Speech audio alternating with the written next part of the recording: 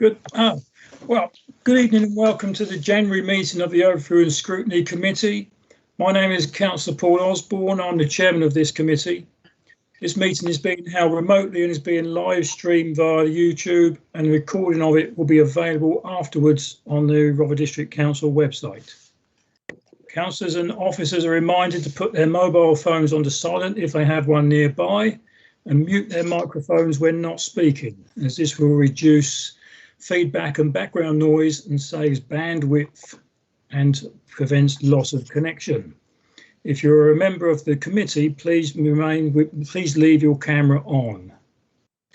I will first do a roll call and check if committee members are here and those who are expected to attend are present. As I say your name, please turn on your microphone and confirm that you are connected.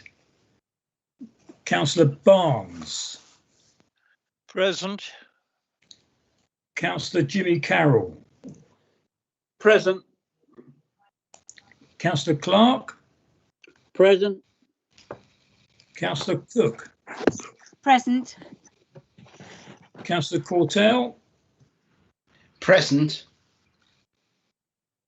Councillor Drayson, Chairman of Council. Present. Councillor Earl Williams. Present. Councillor Errington. Present. Councillor Gray.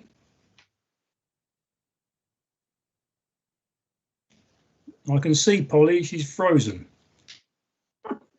So we put her down as a yes, but maybe with a technical hitch. Councillor Maynard.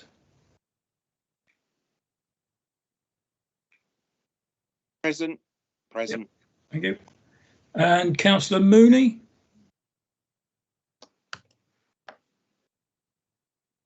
Councillor Mooney. Perhaps he's deep in yearly returns from accounting, so maybe here's an apology there. Other members joining us this evening, if I can ask you to put your names in the chat facility, and then we have a record of that, and Louise can then put you on the minutes to ensure you're here. So if you can just sort of put your name in the chat facility, that would be excellent. Excuse me, can I apologise? I lost connection. That's all right. We thought you called my name. I apologise for that. My laptop's playing up.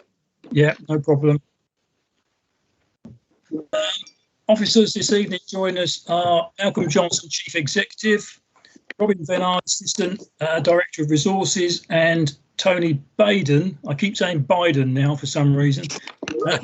So Tony Baden, Finance Manager. And our clerk today is Louise Hollisworth. Louise, I'm hoping you're there. I am, Chairman. That's all right. Chairman, Councillor Madeley is also present. Yeah. As a member of the committee. All right. Yeah, I've got you there, Councillor Madeley. Yep, thank you. Yeah. Members of the committee will be making decisions today by a named vote. Louise will call out each member in turn, and they will either vote for or against or abstain. Members, please remember to turn on your microphone at this point and turn it off again after voting. Those members who wish to speak, please indicate by typing your surname only into the chat facility. Please be aware there may be a time delay of 5 seconds whilst the member appears on screen. Each item will be reintroduced as we get to it. So, first item on the agenda, minutes. Do I have your authorisation to sign the minutes at some stage, whenever that will be, for the meeting held on the 23rd of November 2020 as a correct record of proceedings? Councillor Cook, can you propose that? Happy to. Thank you. A seconder, please? I'll second. Thank you, Polly. And I assume everybody's in agreement. Agreed. I can see. Yep, thank you very much. Apologies and substitutions. Have we got any apologies, Louise? No, none received, Chairman. Okay. Well, I think if Councillor Mooney's not here, then we put him down as an apology because he's probably snowed under with financial end-of-year returns. Okay. Which usually happens this time of year. In which case, Jeanette will be the substitute, won't she? Yes, we could use Jeanette as a substitute. Good point. Is that all right? That's legal, isn't it? Yeah, that'd be legal. She's here. That's good. Jeanette, you're a substitute. If she's still here. So that's apologies and absent. Item 3, additional agenda items. I haven't received any additional agenda items, but I have had correspondence with Councillor Cortell over something that he has wished to bring up.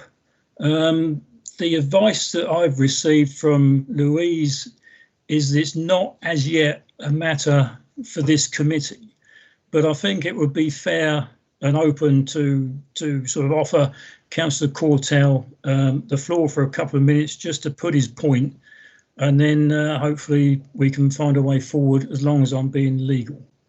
So Councillor Cortell, do you wish to sort of just avail the committee of your concerns?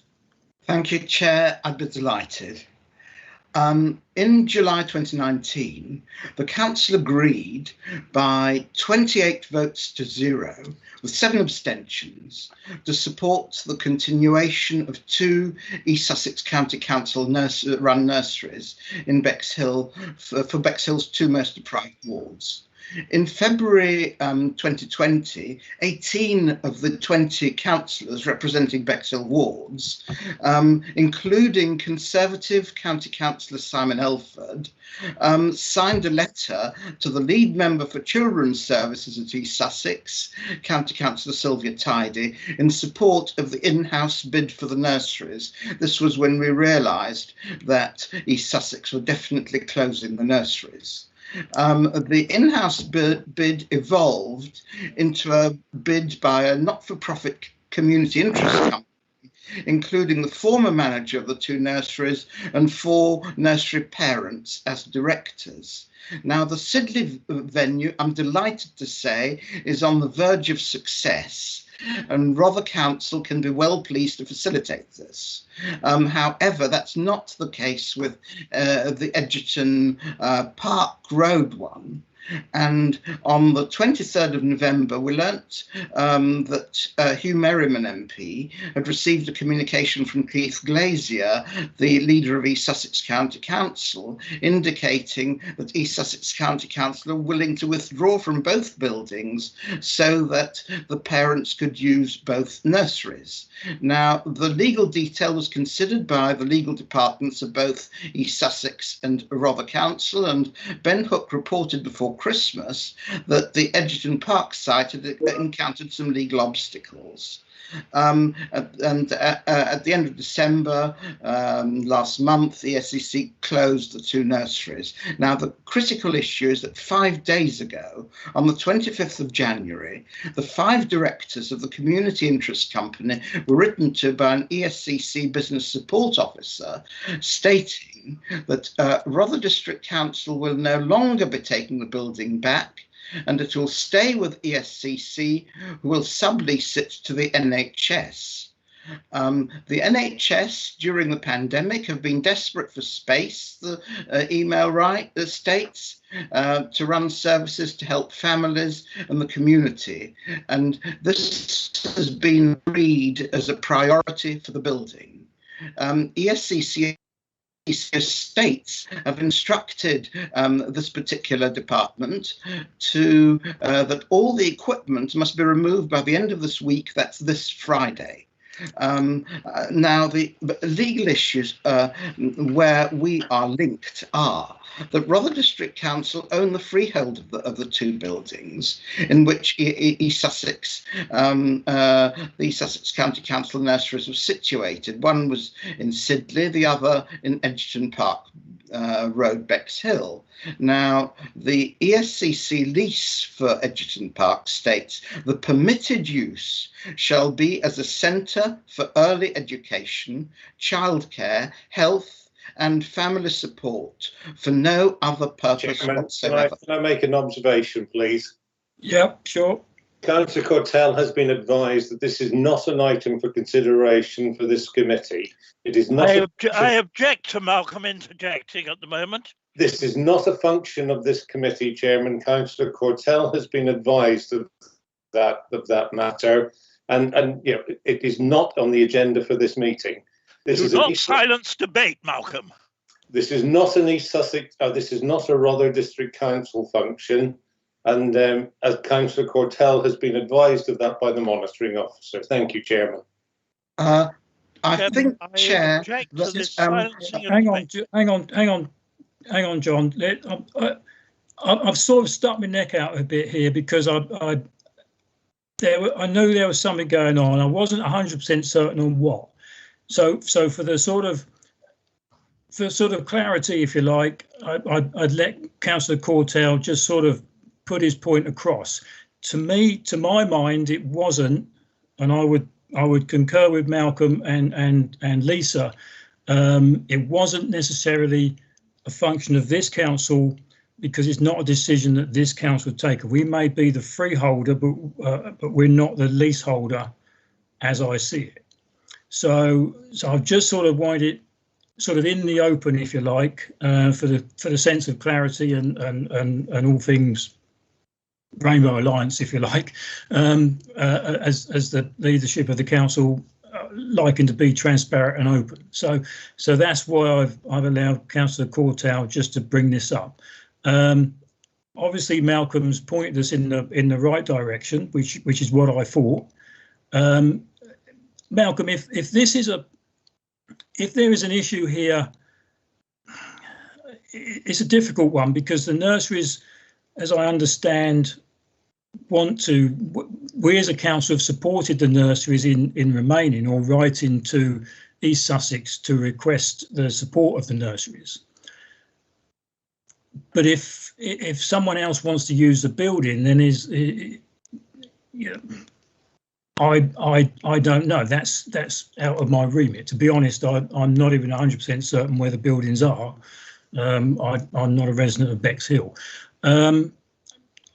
If it goes, is this something that should be taken with the cabinet member for children's services or something from our council, Malcolm, or can you advise? Chairman, I can understand entirely Councillor Cortell's feelings on the matter, and I'm not wishing to comment on those at all. Councillor Cortell is perfectly entitled to hold his views on the matter. We did advise that this was not an appropriate matter for this committee. If it is an appropriate matter for this committee, then it needs to be considered as part of the work programme as something for the future. But I would stress the fact that this is an East Sussex County Council function we're talking about on a building on which they have the lease for, the valid lease for that building. That is not to negate Councillor Cortell's concerns in any way whatsoever. It's a procedural matter about its consideration by the Overview and Scrutiny Committee. Yeah, that's as I thought, because if for example, its decision had been taken by our cabinet to sort of effectively remove the nurseries, then we could then call that decision in. But as it happens, there's no decision taken by our cabinet that we can call in. That's correct, isn't it? Neither have we had any approach from East Sussex County Council along the lines that Councillor Cortell says. That is not to say, and again, there may be other lines of communication that I am unaware of. This committee is perfectly entitled to call in any decision of Cabinet, as you rightly say, Chairman. And if the Cabinet was to make a decision, this committee could consider that, could call that in. That's the correct procedure to dealing with it. All I'm raising is a procedural point. I'm not wishing to stifle debate in any way. It's just about a procedural point and the appropriate way that this should be considered. Thank you. I think, to be honest, Councillor Cortell, you probably made your point, which I know is what you wanted to get across and sort of get it in the public realm, if you like. Councillor Barnes, you've got your hand up. I hope you're not going to shout. You're muted at the moment. Shout, but I do object to actually not being allowed to discuss a matter which is clearly of some urgency. And as the freeholder, I think we have some obligation to ensure that the building is actually used for the restricted purposes for which, in fact, it was given. And that seems to me the legal point, which I think somebody on our council should be addressing. Chairman, if I may, if at any point in time East Sussex County Council wish to alter the use of that building from anything other than its legal perspective, members will be aware that that is a decision for Cabinet to make as to whether that happens. And I go back to my original point, if this committee are unhappy with that decision or wish to explore that decision, they should bring it on. They should then call it in, in that sense. So I entirely accept the point that Councillor Barnes is making, that this may be a point that this committee may consider at a point in time, but that is after Cabinet have made any decision on an amended use of that building that doesn't comply with either the current covenant or the current planning permission. I think a non-decision can be a decision, and we are in danger, I think, of seeing a valid nursery bid fall by the way through a non-decision. Yeah, well, I'll take your point there, John, and that was the reason I've sort of stuck my neck out a bit, because I knew that the times. Can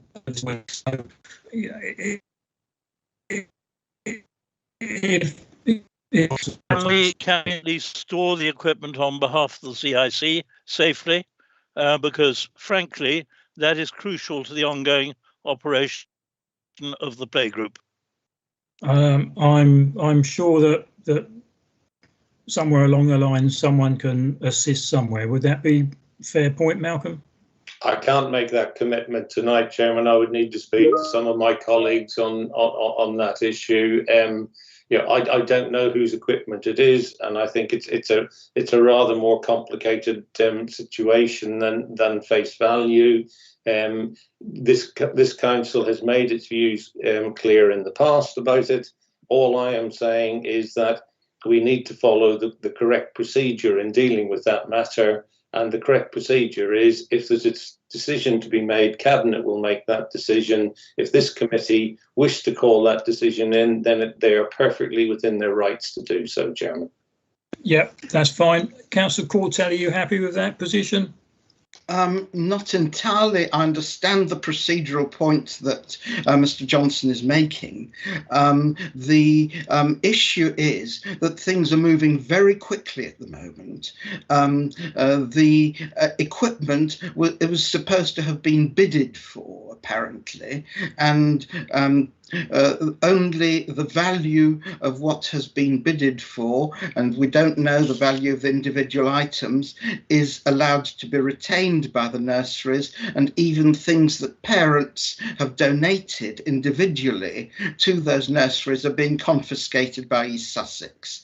Malcolm is absolutely right that if the planning permission for the building is not adhered to, we will have to follow that up, and from my understanding the planning permission is not being adhered to. The use of the building as per the lease is not being adhered to, and there appear to have been some decisions made. I know that there have been talks between at officer level and at cabinet level between Rother and East Sussex, albeit informally, and I therefore consider it's a matter for this council and therefore for this committee. I would sort of probably reiterate, Councillor Cortell, that until a decision has been made by this council, then we as a committee aren't really at liberty to discuss it, because there's no decision made that we can scrutinise. Councillor Bayliss, you've indicated, am I right there? Yes, I did put my hand down. I was just going to say that the just to reassure Councillor Barnes, the equipment from the nursery at Signets in Edgerton Park is now safely stored. Okay, thank you. That answers one question. I think we'd better move on before we get in trouble. Disclosure of interest. Does anybody have any? Councillor Mooney's now turned up, so that's good. Disclosure of interest. Apart from all the county council, probably just on the previous. I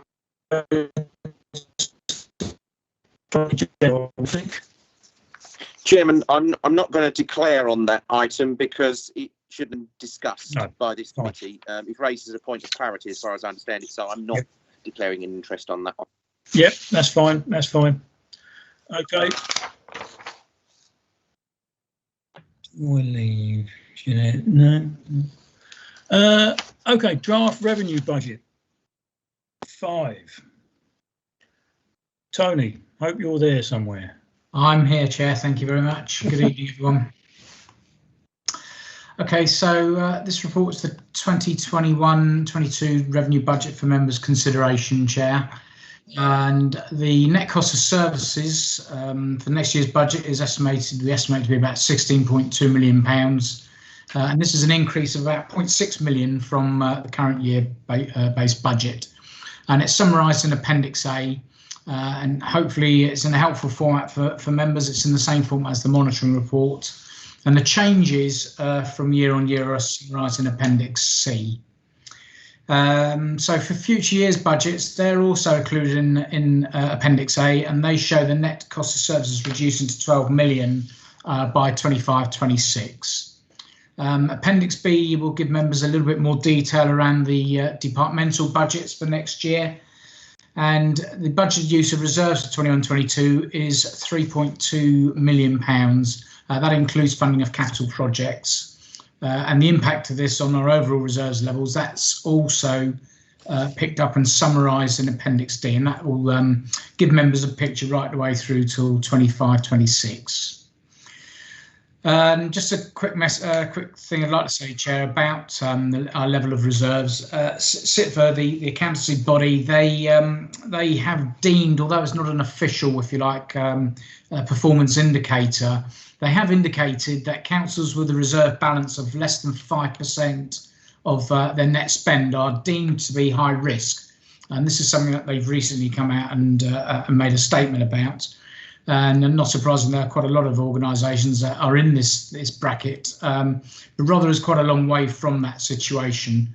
But it is important for members to realise, though, that whilst we're not in those sort of dire financial straits, it's imperative that we eventually set a budget that does not require the use of reserves and also can achieve the income levels or income efficiencies and savings that are detailed in Appendix A. So hopefully that'll give members a little bit of comfort. I'll say a bit more about the report itself now. So in paragraphs 4 to 6, I've said a little bit about the government grant settlement there. Our share of, our baseline share of business rates has not changed. The Ministry for Health, for Housing, Communities and Local Government significantly increased the amount of rate reliefs that we received this year, and this was to help businesses during the pandemic. But the budget has been prepared on the basis that these reliefs will not apply in 2021-22, and that's more about that we don't actually know what reliefs will be put in place next year, but we will expect that, or we do expect that situation to change. We've been notified that as part of the settlement that we'll receive a COVID grant of 519,000, and we hadn't previously expected this or reported it. So that's an added bonus for the council. It's worth noting, though, that the estimated ongoing cost of the pandemic next year, we think will be in the region of £960,000. So still doesn't cover the full amount, but it's nonetheless a welcome bonus. There is no indication, though, that this funding will be ongoing beyond 21-22 at this stage. We'll also receive £272,000 for new homes bonus funding as well. and we hadn't previously expected that. But again, members should note that this is a one-off grant, and we don't really have any firm idea as to whether that will continue beyond 21-22. In paragraph 7 to 8, I'll say a little bit about the council tax base. Just broadly speaking, how we calculate the council tax base. What we do, we take all the properties in all the property bands across the district, and we combine them to calculate an average band D, and then we multiply the average band D figure by the band D council tax charge, which I'll say a little bit more about in a second. So our base numbers for next year, we've reduced those by about over 500, and this again is a sort of expectation that the pandemic will hit on people's ability to pay council tax. So we're expecting more council tax claimants than we've currently got in 2020-21.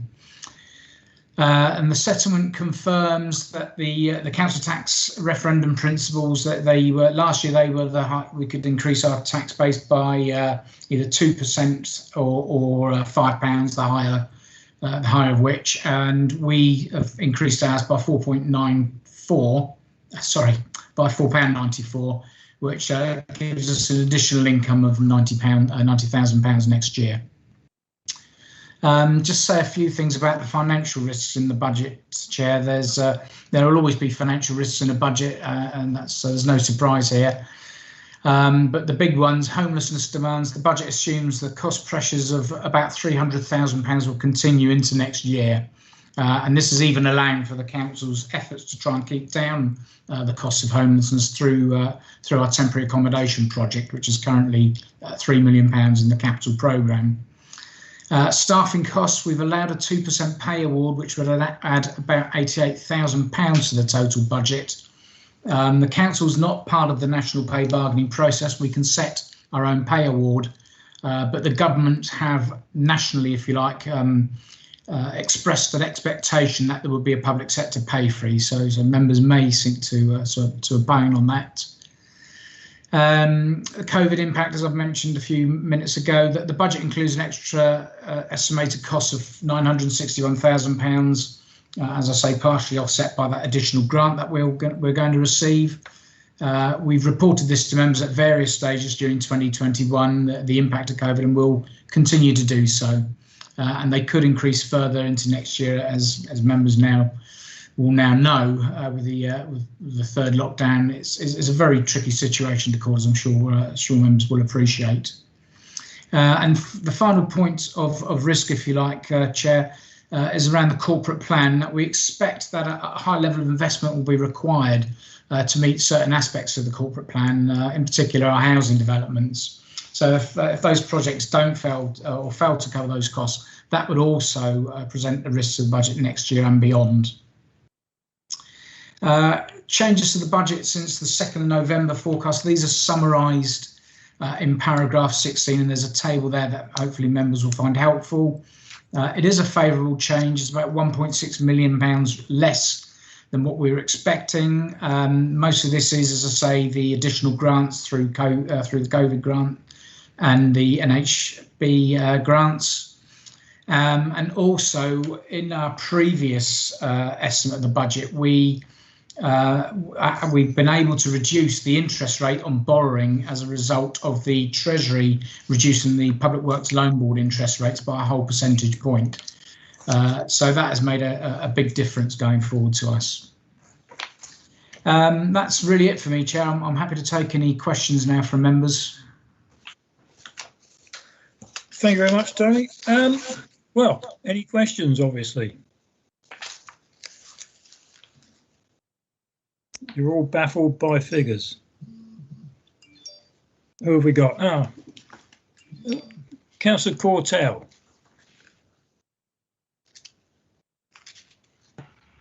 Thank you, Chair. I'll raise the same point as I raised at Cabinet, which is that on page 9, under section 12B, there's a reference to leisure centres, swimming pools and cultural services. And my concern is, it states that we're likely to be continuing to support them in order to ensure that the plant and buildings are maintained, something I think is absolutely right. However, the Delaware Pavilion is floodlit every night. This, I think, runs against our climate change policy, and it's wasteful cost-wise. I do understand Councillor Bayliss did say at Cabinet that because of the vandalism she feels safer with lighting. Yes, I'm not opposing all lighting.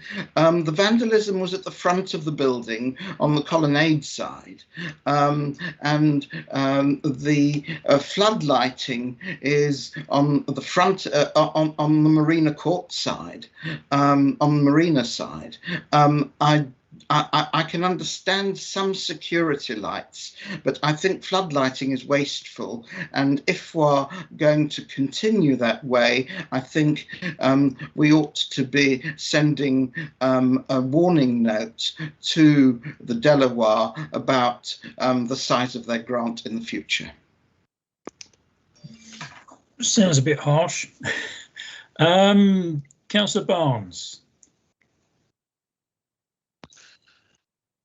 Chairman, I wanted to change the subject from what Councillor Cortell is saying, but perhaps somebody can come back to that later. A couple of, I think they're probably questions rather than, but they amount to a point. First of all, I am worried that we are potentially underestimating the drain from homelessness. I'm sure we all hope that we can make the homeless scheme work so that we do actually hold the overspend down this year. But I would remind you that I think the overspend this year was about 650,000. It seems to me slightly optimistic as we move forward into what is going to be an extremely troubled and difficult year, to think that we will be able to actually hold it at roughly half that sum seems to me fairly optimistic. And I'd like to know a little more about the justification. On the other side of the argument, we obviously on pay honour all increments, but to go for an above inflation pay increase at a time when private sector wages are actually in some trouble does seem to me a somewhat curious move. And again, I'd like to hear a little more justification of that before I actually endorse it. Thank you. Thank you. Robin, would you have an answer? I believe we purchased properties for homelessness to assist with that, or Tony, in fact, if you want to answer. Are they on stream, and is that the sort of reason why the less cost, hopefully? Yeah, thank you, Chair. We are, as you say, we've got a £3 million scheme in the capital programme to purchase homes that will offset the costs of temporary accommodation. I don't know that Joe's here. I think we've purchased about 5 or 6 properties so far, so we've still got more to buy, and we have the budget to do that at the moment.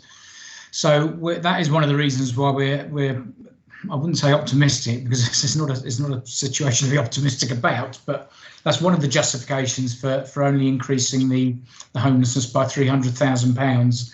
I mean, we did talk I spoke at length to Joe Powell about the budget for next year. It is a very difficult budget to call, and I have to be perfectly honest with Councillor Barnes. We don't have an exact science. There isn't an exact science to calculating the budget. It's particularly as it's a very new situation for us as well. It is done a little bit on, it's just very difficult to calculate it scientifically, and we monitor the situation very closely. This is our best shout at an estimate at the time we discussed it. it could well get worse.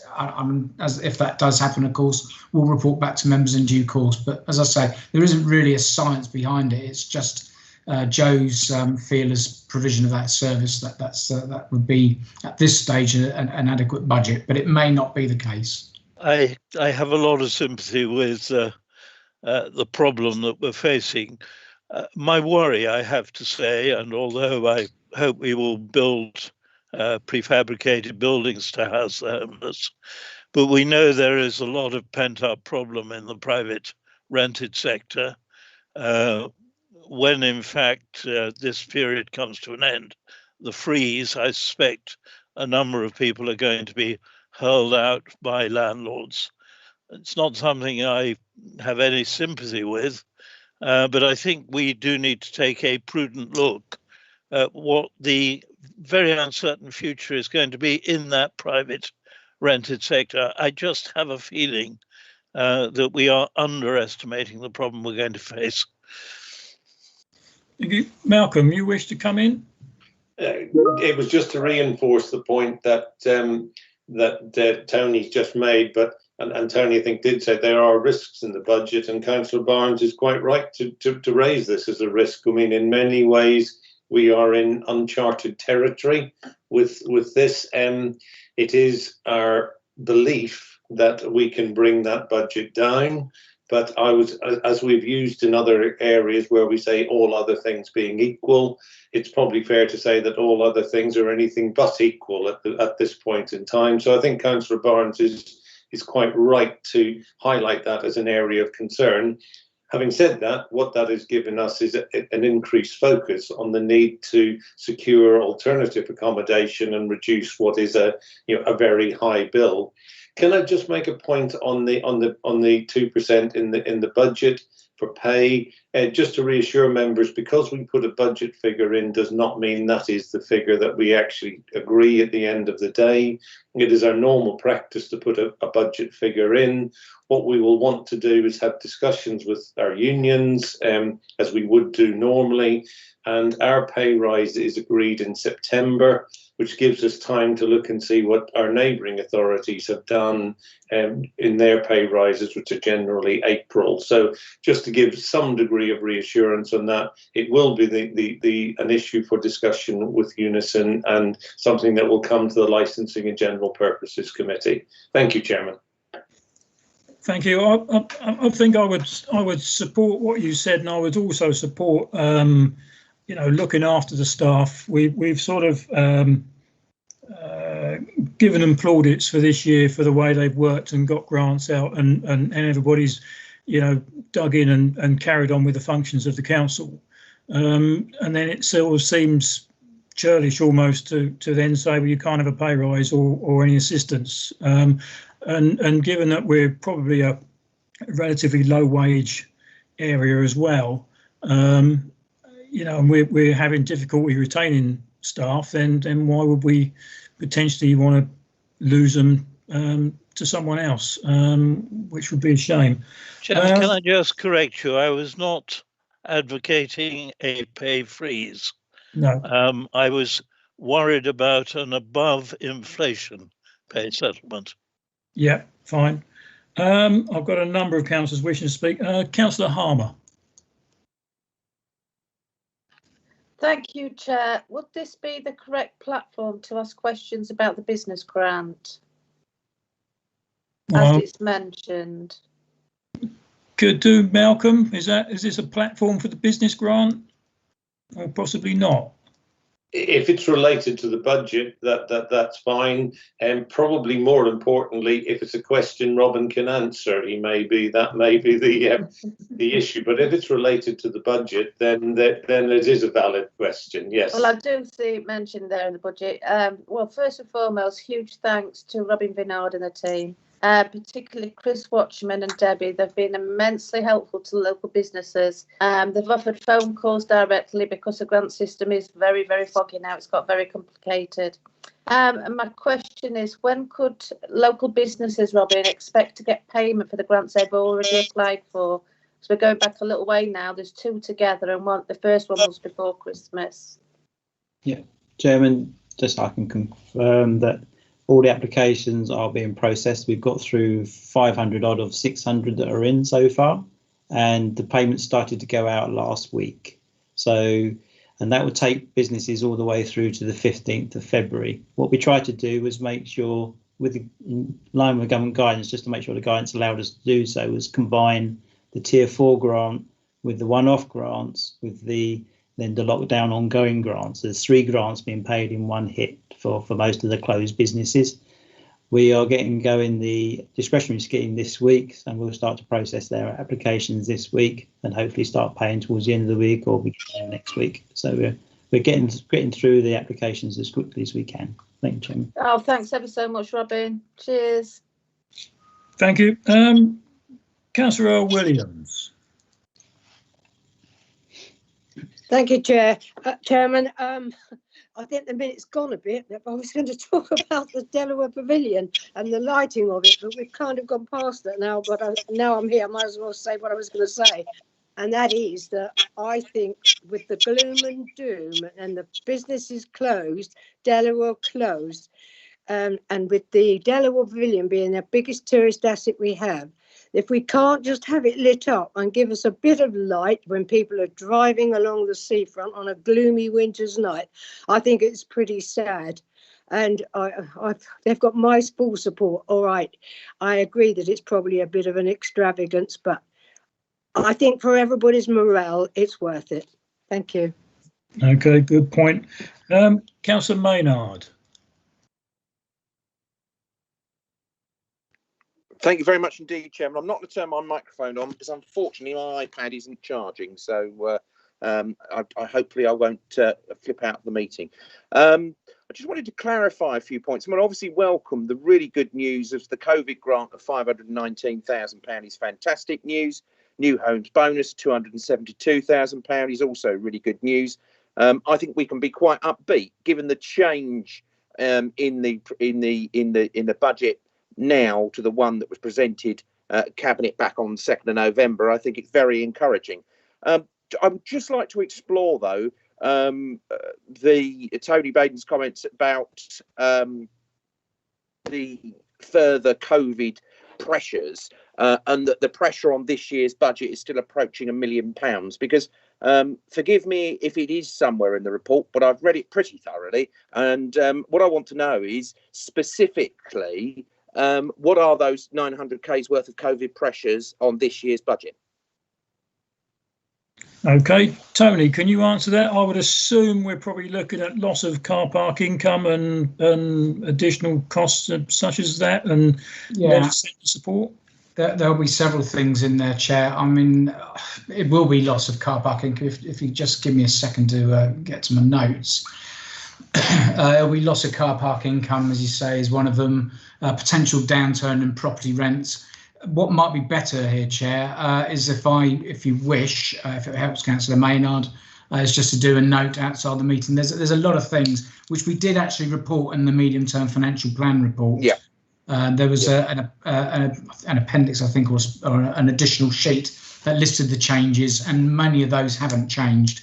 But it might be easier if I list the COVID pressure, if I do a note for members rather than try to pick the items out of quite a long list here. Is that okay? I think, if I may, Chairman, I mean, I can certainly remember that you mentioned them before, Tony, but as other elements of the budget have changed since November, I was merely seeking to make sure that all members, and indeed the wider public, are very clear about where the pressures lie. Because obviously, as we go forward, we will want to mitigate. Thank you very much. Yeah. Okay. Sorry, Chair. That's all right. Thanks, Tony. I think that would be a useful thing to receive, actually. Councillor Clark.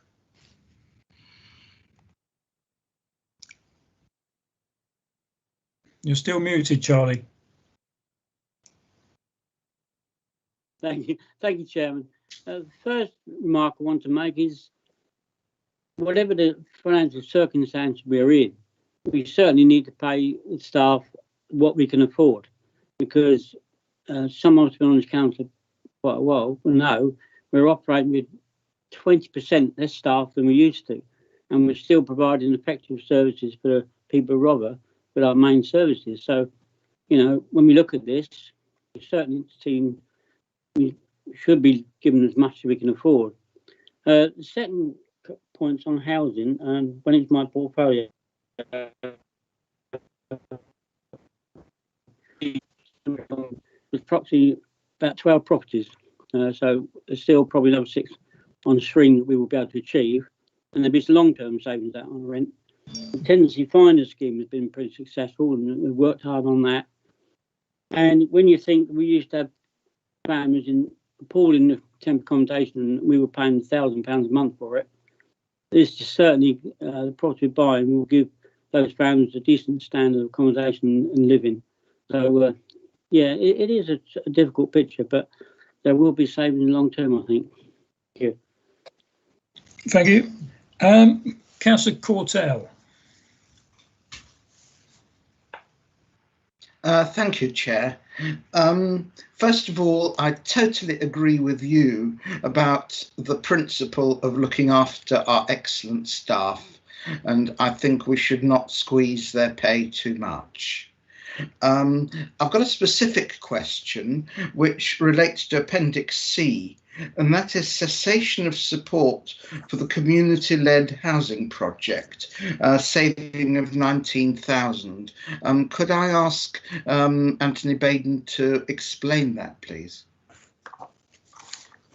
Yeah, Tony, have you got an answer for that one? I've got a loose answer. I might have to go into write a note to Councillor Cortell outside of the meeting.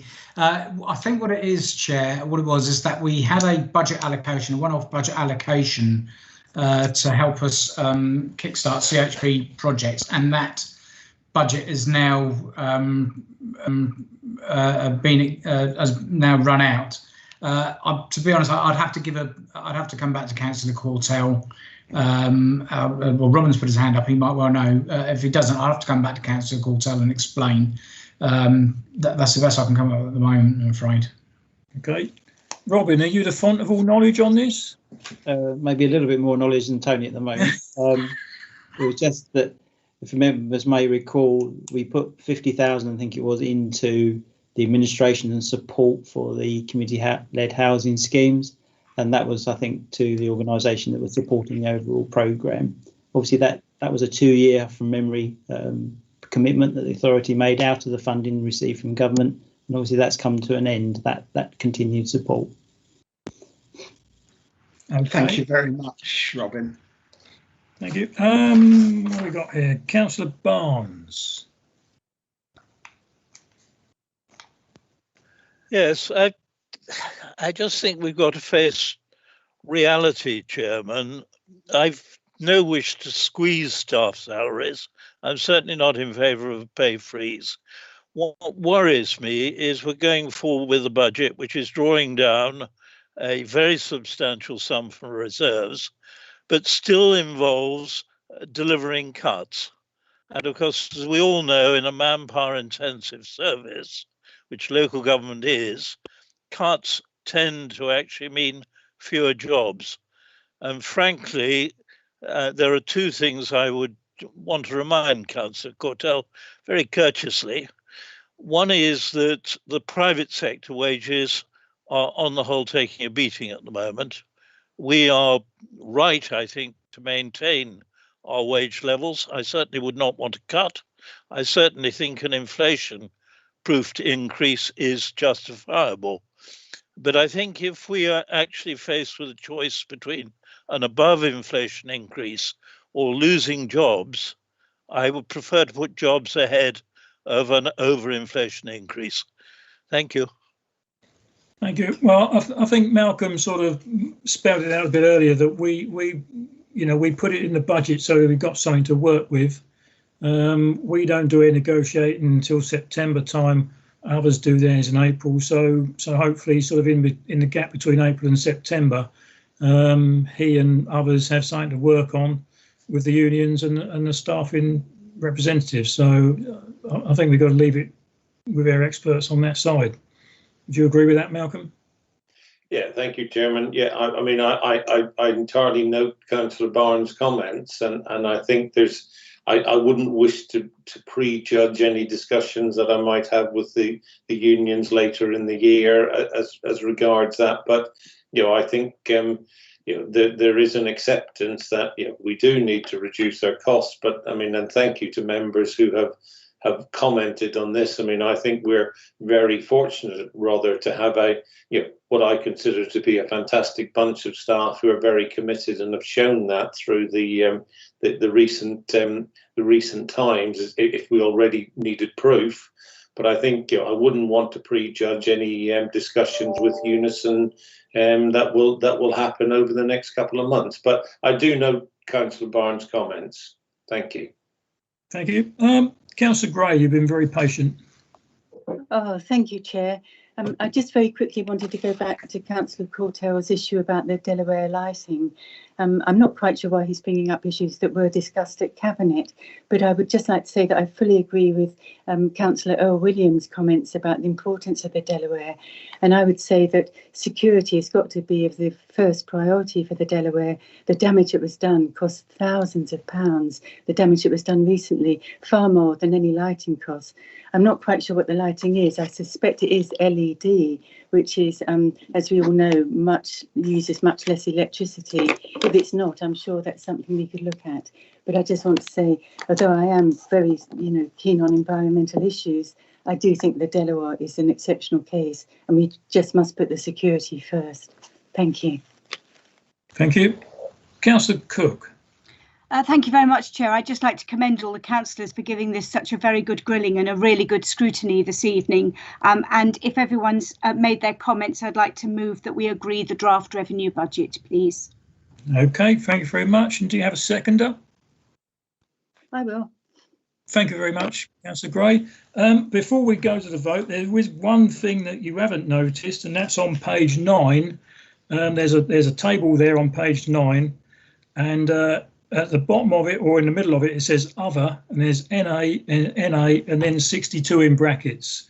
The draft budget, the 62 should be in underneath the draft budget for 2021-22. So I'll pick you all up there. So there it is. So if we're all happy with that, we've got it moved and seconded. Louise, can we go to a vote? Or do we need to go to a vote? I suppose we do. Yes, please, Chair. Thank you. OK, councillors, I'll call your names out alphabetically. Please respond with for, against or abstain. Councillor Barnes.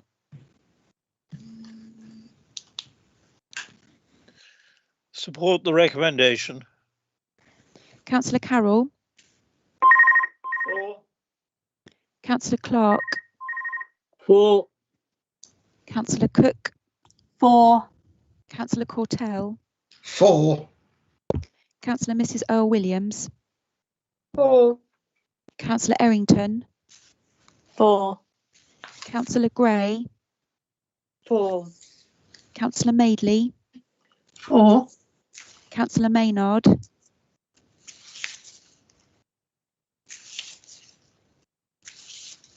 Councillor Maynard. Councillor Mooney. For. And Councillor Osborne. For. That's carried, Chair. Thank you. Perhaps Councillor Maynard went flat. I think he was having issues with his machinery, so he may come back, he may not. Right, thank you very much, councillors, for that. Item 6, revenue budget and capital programme monitoring Q2 report. Tony again. OK, thank you, Chair. Before I go into the report, there is a link on the agenda to an additional sheet, and it's called the Q1, Q2 variance, which hopefully will give members a little bit more context around the report itself. We took this to a cabinet meeting, and I think members found that quite helpful. So hopefully that will help members aid their understanding of the Q2 monitoring report and the information within the report. So just wanted to point that out before I start going into the body of the report itself, Chair. Okay. So the big headlines, I guess, the original budget, the planned use of reserves was 917,000, and the forecast use of reserves now is 2.788 million. So that's 1.8 million over budget. but that is a slight improvement from the Q1 situation, which you can see from that additional sheet that I was just referring to. It's a slight improvement of about 97,000, albeit there have been many swings and roundabouts in between. So 1.1 million of the overspend is due to our COVID response. This is about 658,000 lower than what we reported in Q1. And those changes are shown in the table in paragraph 6. If I can just draw reference to a question that Councillor Barnes raised in the previous report about the cost of homelessness, you'll see that one of the variations that's taken the overspend down is on the homelessness budget. So that, if you like, illustrates just how volatile and difficult that budget is to predict, but gives us a guide as to why we assess that £300,000 may be a suitable figure for next year. But as I say, a very difficult, very volatile budget to predict, and we'll keep members posted as to how things change during the year. So 762 of the overspend is to non-COVID related items, which is up 560 from Q1. Those are detailed in paragraphs 8 to 27 of the report. I won't go into all the variances, Chair, because I think they're there on paper, and I'm happy to field any questions. But before I finish, if I may just point out a couple of things. On the freedom leisure support, members will be aware that we've indicated approximately £400,000 worth of support to freedom leisure this year. Just to keep members up to speed, we have submitted a bid to the Department for Culture, Media and Media Studies. It's not studies, I'm sorry, I can't remember the answer. Culture, Media and Sport, sorry. So we've submitted a bid to the National Leisure Relief Fund. The Secretary, Oliver Dowden, indicated there was 100 million available. We've put in our bid. Those bids are being looked at now. We're expecting an announcement in the next couple of weeks. It may be later. But they may help offset some of the costs that we've included in this report. They will only support costs from 1st of December to March. That was the initial basis of the bid, but we have heard since then that we can carry some of that money over into the new financial year if need be. So the Brothers costs in the March to the December to March period equate to around about, we think, £90,000. So we may be able to claw some of that overspend back as a result of our award from that fund, should we get any. The MHCLG, they've given us another £355,000 since the Q1 forecast to help meet the cost of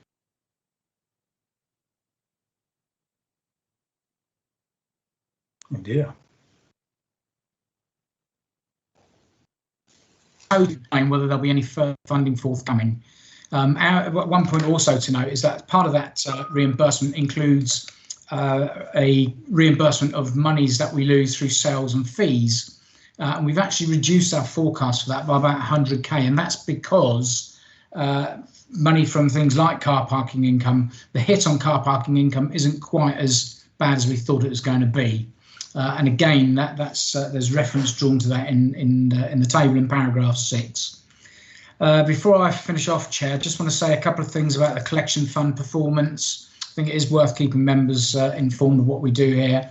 Council tax collection is about 2.28% lower than this time last year, and we expect that figure will worsen by the time we report Q3.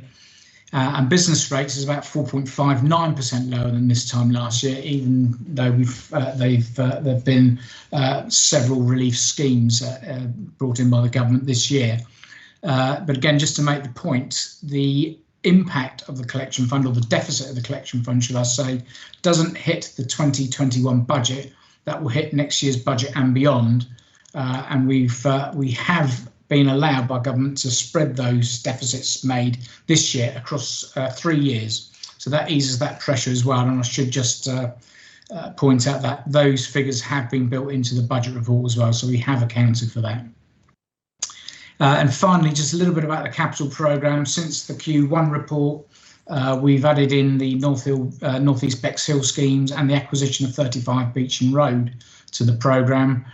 Spending is still very slow. You can see only £2 million year to date spend. we will be doing a more comprehensive review of spend of the capital programme for Q3, which will probably result in the reprofiling of some of that capital spend into future years. That's all I wanted to say at the moment, Chair, and as I say, I'm more than happy to try and field any questions. Okay, thank you very much, Tony. I think probably to the sport relief fund, we probably should have put in for about 14 or 15 million quid. Then we could have built some new thing, and hopefully they wouldn't have noticed it if they're giving out money. But I expect someone would notice that we're asking for rather a lot. Councillor Barnes, you've indicated.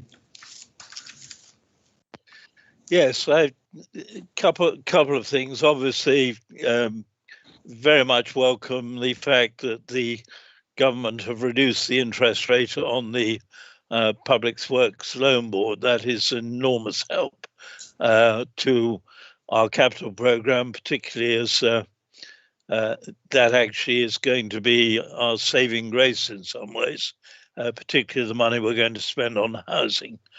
I wish I were quite as optimistic. I realise the difficulty that Tony's in, and probably this is a question more for Joe Powell and therefore outside this meeting. But I'd have liked a little more analysis on why our spending on homelessness is down, because at a time when evictions are actually forbidden, I would have expected us to be doing slightly better than we're actually doing.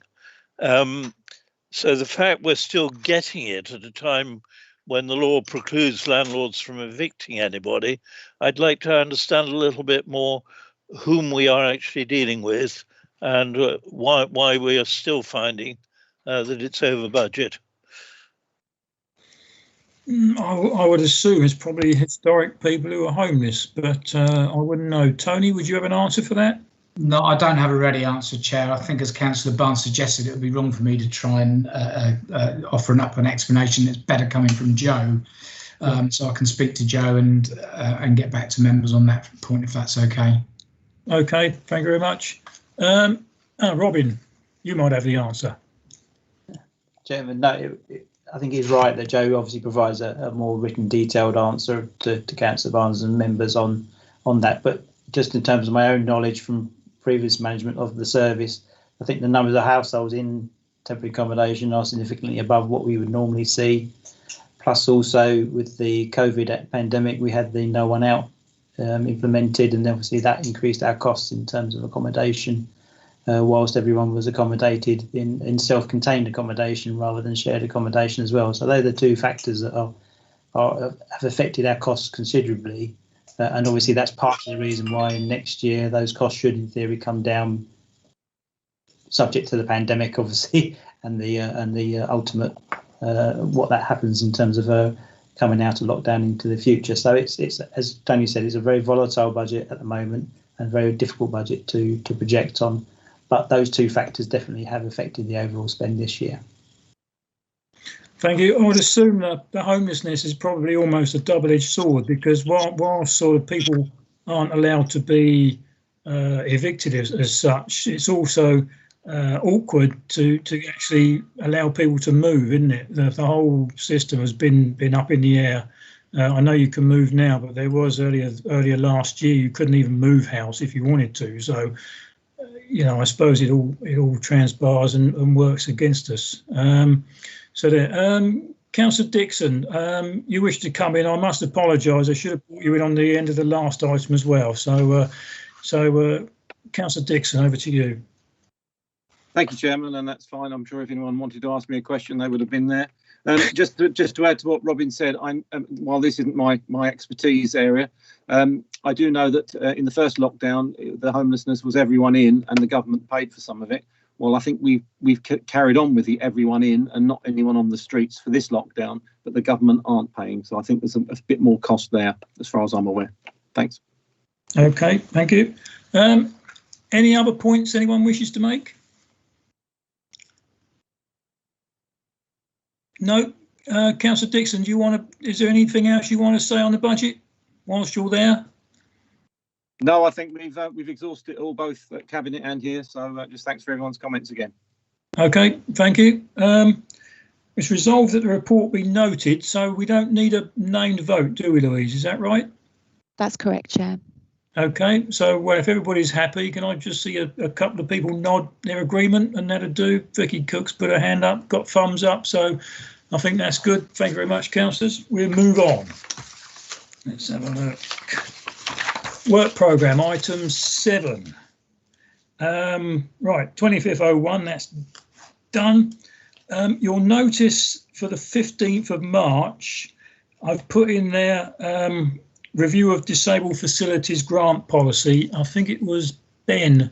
No, it was Joe. Joe contacted myself and Louise just before Christmas, I think it was, and said that needs reviewing. I think it's going to be sort of a light touch review. So when we come to that item, probably what I'll do is ask a councillor who may have an interest in that to just review the document. I think it's a 5-year document. I'm not 100% certain because we can't ask the officer. But I think it just needs a light touch review to make sure it's still relevant. Would that be correct, Malcolm? Sorry, Chairman. Yeah, I can confirm that after the meeting. What actually what that involves. Thank you. Okay, thank you. Councillor Cook. Just to say, I'm happy to review the disabled grants facilities grant policy with the officer. Okay, well we don't have to worry about it until March anyway. So I need that long to read papers, Paul. Well, we won't. Well, we'll just put it on the work programme for then, and then Joe can tell us what's involved, and then we can go from there. I've got my machine. What do I got there? John Barr saying thank you, Robin. So that's all right. Councillor Cortell. I wondered, Chair, whether in view of the truncated discussion on the Bexhill nurseries, whether it might be acceptable to put it on the works programme for the 15th of March. I think things will have moved pretty quickly by then, but as a safety valve, perhaps if it was placed there, at least we would be able to review the situation. Would it be better off for items in consideration and then we can see where it comes from if it goes via Cabinet, Malcolm? Would that be better? Chairman, I think you've got a couple of other members with hands up, but yes, I would suggest that it goes under items for consideration in the event that it does go through Cabinet in the meantime. Okay, thank you. Who else have I got there? I've got Councillor Maynard.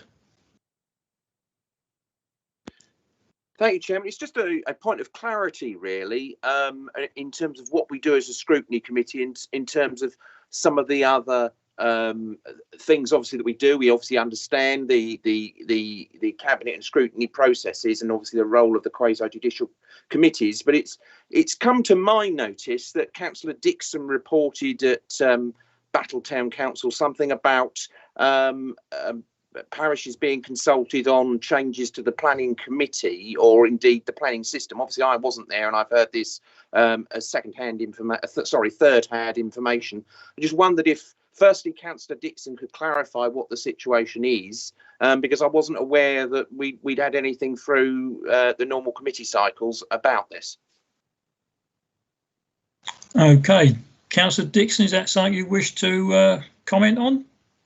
It wasn't about the planning committee. It was in response to a letter sent to Battletown Council from the planning department regarding the planning review that was going on. That was all it was. I think every parish has probably had that letter. Yeah, I think you're right. Actually, I think you're right. Yeah, it's a review of. Thanks for the clarification, Chairman. Yeah, I think that's a review of the upcoming local plan, isn't it? Am I right there?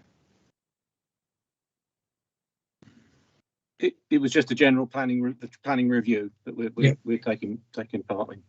Okay, thank you. Councillor Bayliss, your hand's up. Thank you. Thank you, Chair. I just wondered if it might be possible to put the post-COVID recovery plan on here somewhere. This is a plan that we signed off, I think, at the, I think it was the January or maybe it was the December cabinet meeting.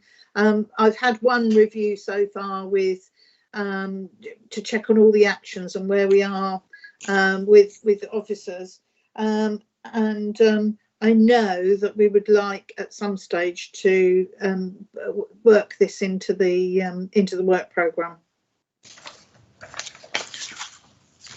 Okay, is that something we should do, Malcolm? If the plan's sort of signed off, do we need to look at it, or should we be happy with what Cabinet's come up with? Chairman, part of Scrutiny's role is to scrutinise, so it's a legitimate issue. I would need to get some more information to confirm that. So can I suggest that again for tonight you add it under items for consideration, and we can update at the next meeting. Yep. Okay, that's fine. Have you got that, Louise? Yes, I have. Thank you. Yeah. So we got the nursery provision, I assume, or the specific one, and that one that we just mentioned. Yes, that's right. Thank you. Councillor Barnes. Chairman, I'm glad we're going to look at the economic plan. I think you're right to put it down under items for consideration so we can get the timing right. On the planning review, which Councillor Dixon was addressing, my parish council, I am a chairman of a parish council, has not heard anything about this. Who is conducting the review and what is its purpose? I've got Malcolm interject there. Can you answer that one, Malcolm? Yes, Chairman, I can. Thank you. I mean, I think Councillor Dixon has answered it earlier. The planning review is an operational review, which I am looking at and I am leading on. It's an issue of looking at just how we can improve, develop, etc. service areas. It's something that I'm looking to expand throughout the council if necessary and learn the lessons from.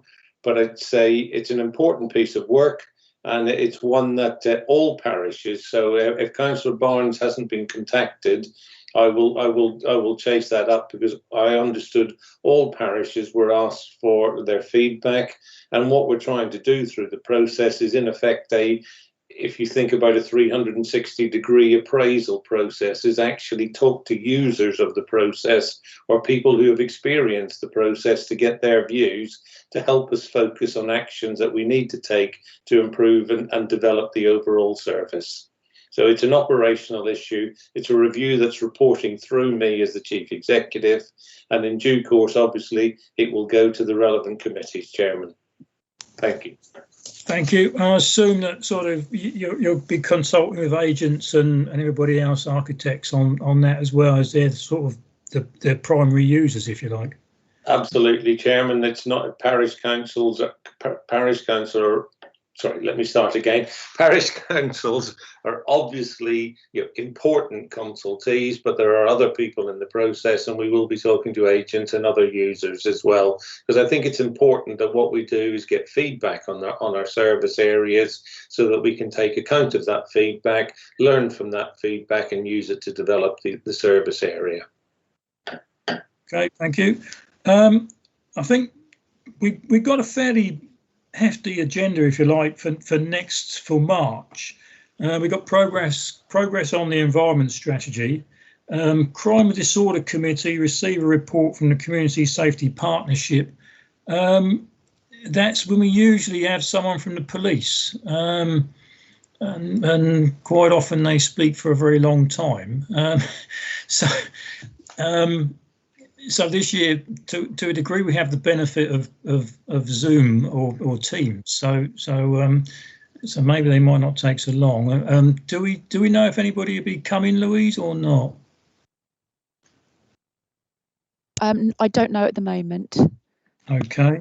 Chairman, can I just reassure you that we will manage the agenda accordingly? Could I suggest, Chairman, that we try to get a written report? Because it does seem to me that we have a new inspector, incidentally, locally, who attends the partnership. But it would be quite useful, I think, to have a written report in advance rather than a lengthy report on the evening. Chairman, can I again say Councillor Barnes' point is well made and taken. Excellent. We'll leave it to you then. I think you get the gist of what we're saying, Malcolm. Absolutely, Chairman, I do. Okay. So then we've got the performance report as well. And then coming up for April, we got the report of the task and finish car parks, off-street, anti-poverty task and finish group. So I think we'll be busy to the end of this sort of council year, if you like. So we've got those other items on the agenda. Anything else? Anyone else want to say anything? Hopefully not. Well, if that's the case, that's the end of business, hopefully. So what's the time? 7:46. So if I can declare the meeting closed at 7:46, and thank you very much for your attendance and points this evening. Thank you very much.